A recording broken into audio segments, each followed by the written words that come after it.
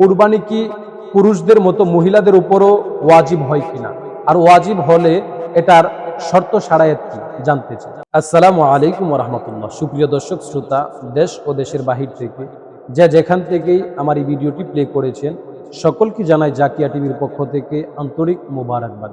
সুপ্রিয় দর্শক শ্রোতা, আজকে অত্যন্ত গুরুত্বপূর্ণ একটি প্রশ্ন উত্তর নিয়ে উপস্থিত হয়েছি।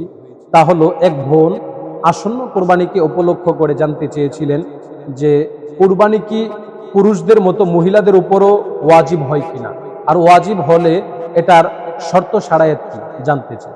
তো সুপ্রিয় দর্শক শ্রোতা, সেই বোনের প্রশ্নের উত্তরটি সংক্ষিপ্তভাবে আপনাদের সামনে উপস্থাপন করব ইনশাআল্লাহ। সুপ্রিয় দর্শক শ্রোতা, আমি প্রথমেই বলে নিচ্ছি, কুরবানি এটি একটি অত্যন্ত গুরুত্বপূর্ণ ইবাদত। আল্লাহ রসুল সাল্লাল্লাহু আলাইহি ওয়াসাল্লাম বলেন, কুরবানির দিনে কুরবানি করাটাই হচ্ছে সবচেয়ে বড় একটি ইবাদত। আল্লাহ তাআলার পছন্দের ইবাদতের মধ্যে কুরবানির দিনে কুরবানি করাটাই হচ্ছে অত্যন্ত গুরুত্বপূর্ণ একটি ইবাদত। তো সুপ্রিয় দর্শক শ্রোতা, আমি প্রথমে বলে নিচ্ছি, কুরবানি ওয়াজিব হওয়ার জন্য নারী পুরুষ উভয়ের ক্ষেত্রে একই শর্ত, প্রাপ্তবয়স্ক হতে হবে এবং সুস্থ মস্তিষ্কওয়ালা হতে হবে। অতঃপর ওই নারী কিংবা পুরুষকে নেসাব পরিমাণ মালের মালিক হতে হবে। কিন্তু গুরুত্বপূর্ণ বিষয়টি হচ্ছে, যাকাতের ক্ষেত্রে আমরা জানি নেসাব পরিমাণ মাল বলতে বলা হয় 52.5 তোলা রূপা, 7.5 ভরি স্বর্ণ কিংবা তার সমপরিমাণ অর্থ। যদি কারো কাছে বিদ্যমান থাকে 1 বছর, তাহলে তার উপর যাকাত আসে। কিন্তু কুরবানির ক্ষেত্রে মাসআলাটা হচ্ছে একটু ভিন্ন, একটু ব্যতিক্রম।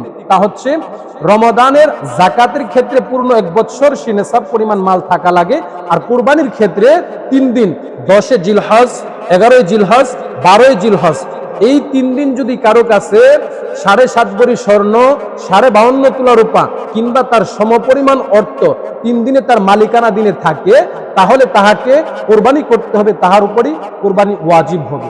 হ্যাঁ, আবারও বলে নিচ্ছি, যে বোন জানতে চেয়েছিলেন মহিলাদের উপর কোরবানি ওয়াজিব হয় কিনা, হ্যাঁ, এই মাসআলা এটাই প্রমাণ করে নারী পুরুষ উভয়ের উপরই কোরবানি ওয়াজিব হয়।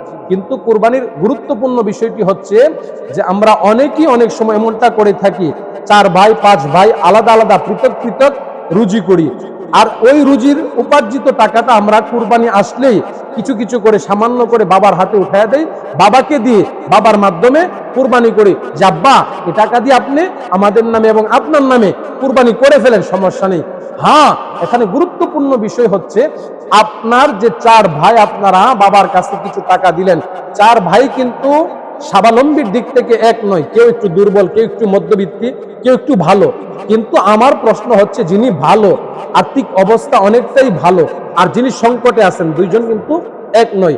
সংকটওয়ালা ব্যক্তি বাবাকে যা দিচ্ছেন তার বিষয়ে কোনো প্রশ্ন অভিযোগ নয়, কিন্তু টাকাওয়ালা ব্যক্তি, সামর্থ্যবান ব্যক্তি সমন্বয় করতে গিয়ে ভাইদের সাথে তাল মিলিয়ে বাবার কাছে কিছু টাকা দিয়ে বাবার নামে কুরবানি করায় ফেললেন, আপনার বাবার কুরবানি হয়ে গেল, কিন্তু আপনার উপর যে ওয়াজিব কুরবানি ছিল, নেসাব পরিমাণ সম্পদ আপনার কাছে থাকার পরে আপনি কুরবানি করেন নাই, অতএব আপনি গুনাহগার হবেন, আপনি গুনার আওতাধীন হবেন।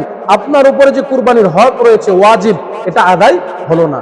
অতএব আপনাকে আপনার কুরবানির নেসাব পরিমাণ মাল যদি আপনার উপর থাকে, আপনি নিজে তো কুরবানি করবেনই, সম্ভব হইলে বাবার নামেও বাবার একটা কুরবানি, বাবার অংশেও একটা কুরবানি করিয়ে দিবেন। তো সুপ্রিয় দর্শক শ্রোতা, অবশ্যই কুরবানি অত্যন্ত এক নিখুঁত আমল, যে আমলের মধ্যে অন্তরের সাথে সম্পর্ক। আল্লাহ তাআলা নিজে বলেছেন যে বান্দা, তোমার অন্তরের সাথেই কুরবানির সম্পর্ক হবে। আমি আল্লাহ তোমার কুরবানির গোশত, পশুর রক্ত, মাংস, চামড়া কোনো কিছুই চাই না, পাবো না এবং নেব না, কিন্তু তুমি এগুলাই ভোগ করবা। কিন্তু তোমার অন্তরের অবস্থাটা আমি আল্লাহ দেখতে চাই, তোমার অন্তরের মধ্যে আমি আল্লাহর জন্য কি পরিমাণ ভালোবাসা